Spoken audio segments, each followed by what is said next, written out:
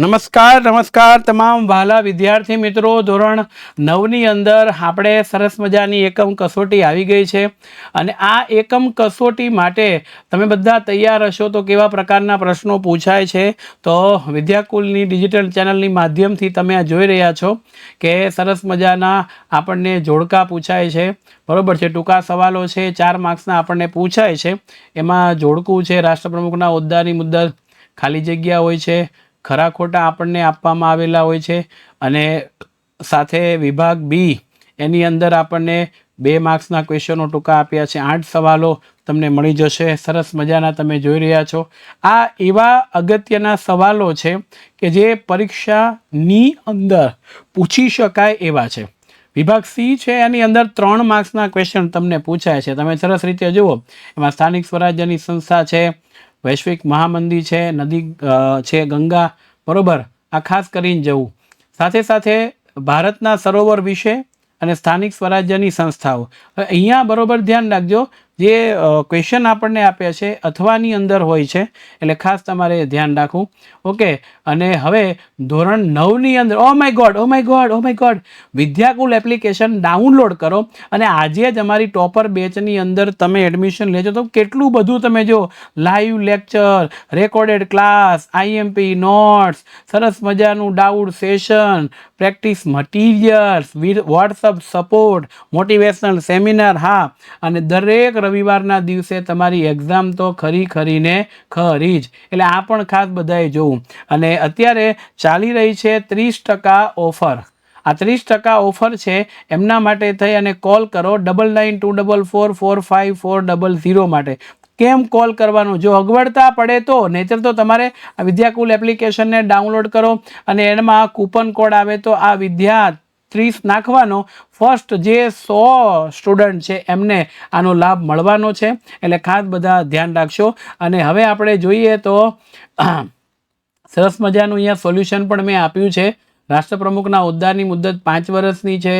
બરોબર છે. આપણે નદીઓને લોકમાતા કહીએ છીએ. કાશ્મીરનું વુલર સરોવર ભૂગર્ભીય કે ખરું છે. નાજી પક્ષ એ સરસ મજાના વાત કરે છે. રાષ્ટ્રવાદ સામ્રાજ્યવાદનું મહત્વ છે તો એ પણ ખરું છે. અને હવે મિત્રો, આ સરસ મજાના તમામ ધોરણના એકમ કસોટીની PDF ફાઇલ મેળવવા માટે યુથ એજ્યુકેશન એપ્લિકેશન ડાઉનલોડ કરો પ્લે સ્ટોરમાંથી. એટલે આ બધાની તમને PDF ફાઇલ મળે જે તમે અત્યારે જોઈ રહ્યા છો. તો વિનામૂલ્યે ધોરણ 1 થી 12ના અભ્યાસક્રમોની તૈયારી કરવા માટે થઈ અને તમારે બેસ્ટમાં બેસ્ટ સારામાં સારી એપ્લિકેશન આપણી છે યુથ એજ્યુકેશન એપ્લિકેશન. આ તમે ડાઉનલોડ કરો, એને ઓપન કરો.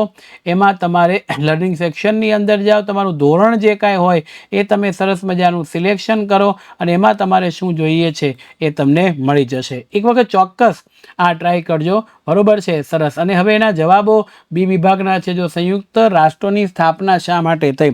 આપણને બધાને ખબર છે, વિશ્વ શાંતિ સલામતી જાળવવા માટે સંયુક્ત રાષ્ટ્રની સ્થાપના કરવામાં આવે છે. સત્તા વિશ્લેષણનો સિદ્ધાંત એટલે શું? તો કે 2 પ્રકારની સરકારો ભારતની અંદર કાર્યરત કરે છે. એક છે એ વિધાનસભા.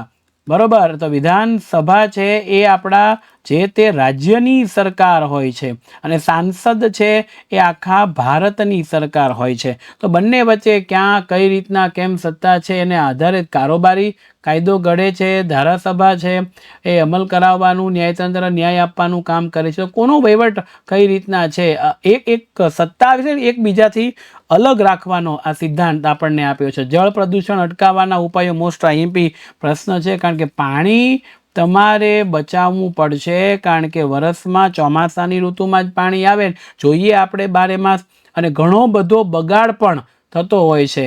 તો કઈ રીતના આપણે એને અટકાવી શકીએ માટે આ મુદ્દો મહત્વનો છે.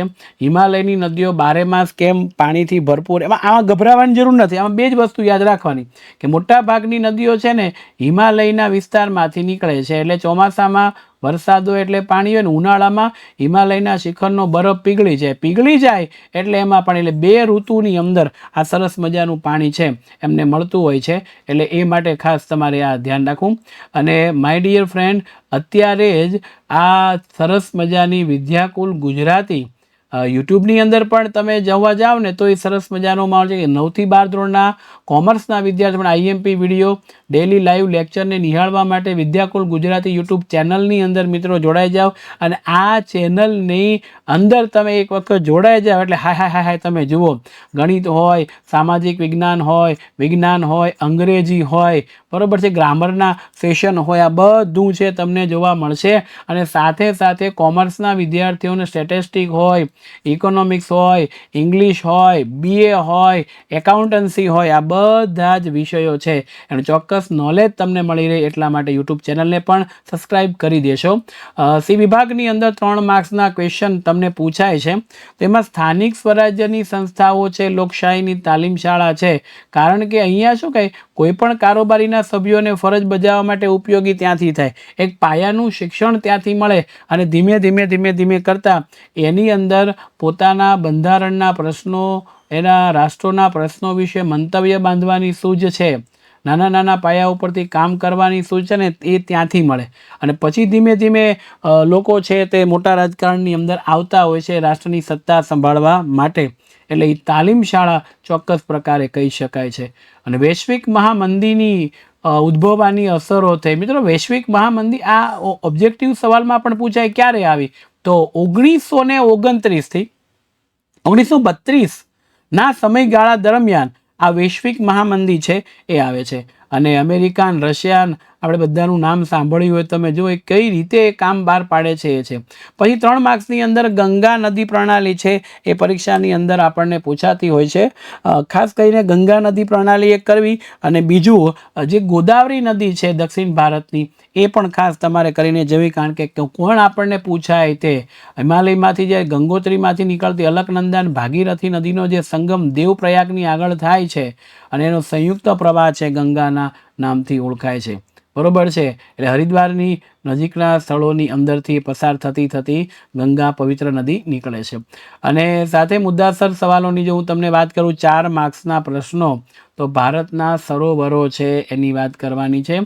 નાના મોટા ઘણા છે, મીઠા પાણીના સરોવરો પણ જોવા મળે છે, સાથે ખારા પાણીના સરોવરો પણ જોવા મળે છે, કેટલાક છે લેગુન સરોવરો પણ જોવા મળે છે, પશ્વજળથી તૈયાર થઈ ગયા હોય છે તેવું. તો આ બધા સરોવરો વિશેની વાત. અને સ્થાનિક સ્વરાજ્યની સંસ્થાની જો ટૂંકનોંધ પૂછાય તો અગાઉના પ્રશ્નથી થોડુંક વિપરીત છે, અને આ બધી માહિતી છે એ તમારે એની અંદર લખવી પડે છે. એટલે અગાઉ આપણે સ્થાનિક સ્વરાજ્યની સંસ્થા એ તાલીમ શાળા છે આપણે મુદ્દો જોઈ ગયા છીએ, બરોબર છે, પણ એ સિવાય આ આપણને આપવામાં આવી છે. ઓકે, તો આ બધી જ સરસ મજાની માહિતી છે એ હું તમારી સામે લઈને આવ્યો છું.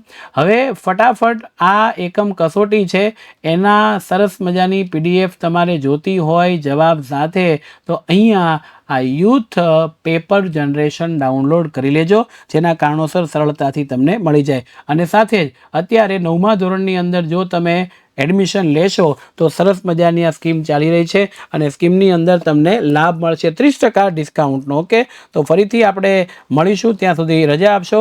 જય હિન્દ, જય ભારત, જય સામાજિક વિજ્ઞાન.